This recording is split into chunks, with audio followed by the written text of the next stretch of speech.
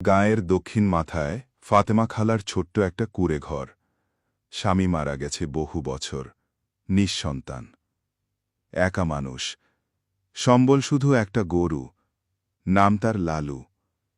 লালু ছিল ফাতেমা খালার একেবারে নিজের সন্তানের মতো। বিয়ের ৩ মাসের মাথায় বাপের বাড়ি থেকে এনেছিলেন ছোট্ট একটা বাছুর। নিজের হাতে খাইয়েছেন, ধুয়েছেন, শীতের রাতে কাঁথা দিয়ে মুড়িয়েছেন। নাম রেখেছেন লালু। নববধূর মেহেদিরাঙা হাতের রং না ফুরোতেই রোড অ্যাক্সিডেন্টে মারা যান স্বামী। স্বামীর স্মৃতি আঁকড়ে ধরে কুঁড়ে ঘরে পড়ে আছেন বছরের পর বছর।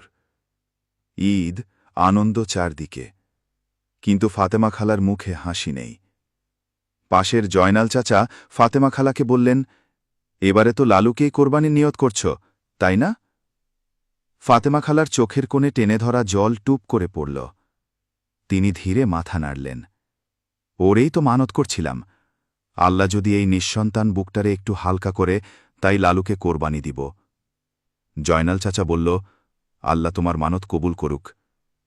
ঈদের আগের রাত উঠোনে বসে লালুর গলায় হাত বুলিয়ে ফাতেমা খালা বললেন, কাল তুই যাইবি আল্লাহর পথে, আমার কোল খালি হইয়া যাইব, তয় ভালো থাকিস আমার সোনা।